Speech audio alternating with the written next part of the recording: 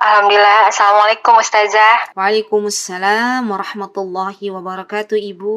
Bagaimana kabarnya, sehat, Ibu Ika? Alhamdulillah baik. Monggo, silakan. Ustazah, saya ingin bertanya. Yang pertama, apakah ada kriteria khusus ketika kita ingin mengamalkan ilmu yang sudah kita dapatkan? Lalu yang kedua, ini pengalaman pribadi Ustazah, saya mau bertanya. Ketika saya sedang mengamalkan ilmu yang saya punya, terus tapi ada kendala di anak-anak gitu. Anak-anak ingin mendapatkan perhatian dari saya ketika sedang mengajarkan ngaji kepada anak-anak tetangga. Bagaimana cara agar saya tetap istiqomah gitu, tidak dilema antara anak dulu apa mengajarkan ilmu dulu kepada orang lain, seperti itu, Ustazah. Terima kasih. Assalamualaikum.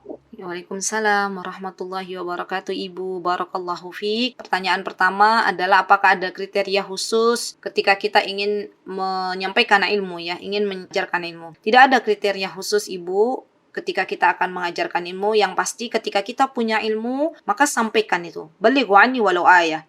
Jadi kalau kita punya ilmu, walaupun itu sedikit, tapi kemudian kita sampaikan kepada orang lain, maka akan Allah berikan keberkahan di dalamnya.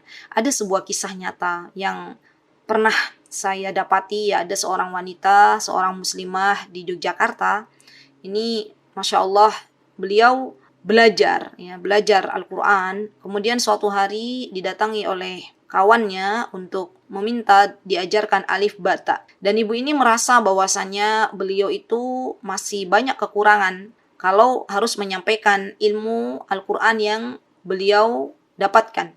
Maka beliau curhat kepada saya. Saya katakan, Ibu, subhanallah, lihat, Allah lah yang mengirim kawan ibu untuk datang ke ibu minta diajarin alif bata.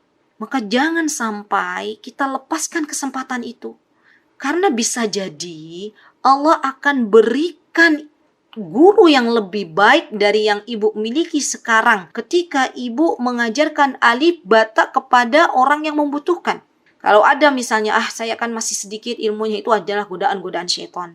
Subhanallah, maka ibu itu mempersilahkan kawannya untuk belajar. Subhanallah, teman-teman, apa yang terjadi di kemudian hari? Yang terjadi di kemudian hari, ibu ini Allah berikan guru yang lebih baik lagi untuk guru Al-Qur'annya, langsung dari Timur Tengah. Ya, Masya Allah. Ibu ini tidak akan menyangka dapat guru yang begitu luar biasanya, ya Masya Allah. Saya katakan sekali lagi, teman-teman, jangan pernah kita itu pelit untuk menyebarkan ilmu. Semakin kita sebarkan, semakin banyak. Tapi yang perlu diperhatikan ketika kita akan menyebarkan ilmu, duduk dulu. Kita katakan dalam diri kita masing-masing, sudahkah saya mengamalkan ilmu yang akan kita sampaikan? Jangan sampai kita termasuk orang-orang yang ada di dalam Al-Quranul Karim, ya, orang-orang yang dia berkata-kata tapi tidak mau mengamalkannya. Karena itu adalah orang-orang yang dibenci oleh Allah Subhanahu wa taala. Jadi orang-orang yang dibenci oleh Allah, dia beramar ma'ruf nahi mungkar kepada orang lain, tapi ternyata ia tidak mengerjakan apa yang ia perintahkan kepada orang lain. Dia larang orang lain untuk jauhi ini, jauhi itu, tapi ternyata dia dekati. Ini yang dibenci oleh Allah Subhanahu wa taala. Ya. Kemudian pertanyaan yang kedua, ketika misalnya kita mau mengajarkan ilmu Al-Qur'an kepada tetangga, ya, pada anak-anak tangga. Sedangkan anak-anak kita itu butuh perhatian dari kita. Mana yang harus kita utamakan? Ibu yang dimuliakan oleh Allah, sesungguhnya anak kita itu adalah amanah dari Allah Subhanahu wa taala. Tidaklah Allah berikan anak kepada kita kecuali Allah akan minta pertanggungjawaban dari dalam diri kita masing-masing. Maka yang perlu ibu lakukan adalah, bisa yang pertama, ibu ajarkan dulu anak-anak ibu Al-Quran, ya.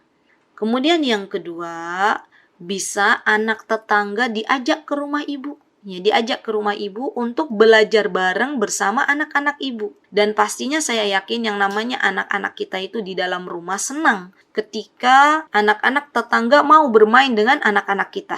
Daripada misalnya anak kita kemudian keluar dari rumah kita dan mendapatkan misalnya pergaulan yang tidak baik. Kita nggak tahu zaman sekarang itu, ya subhanallah, anak-anak semuanya hampir membawa HP. Ketika kita melepaskan begitu saja, tidak mewanti-wanti anak kita untuk dapat bergaul dengan teman yang baik, maka jangan sampai kaget ketika anak kita pulang dari luar rumah itu mendapatkan kata-kata yang tidak baik dari kawannya. Daripada seperti itu, mending kita ajak tuh orang-orang yang di luar sana untuk masuk ke dalam rumah kita dan belajar bareng, kita yang jadi gurunya. Subhanallah. Dan ini adalah sebuah cara yang cukup efektif, ya, untuk mengajarkan anak-anak tetangga agar kita juga bisa menjadi orang yang bermanfaat untuk tetangga kita. Ya, wallahu ta'ala a'lam bishawab.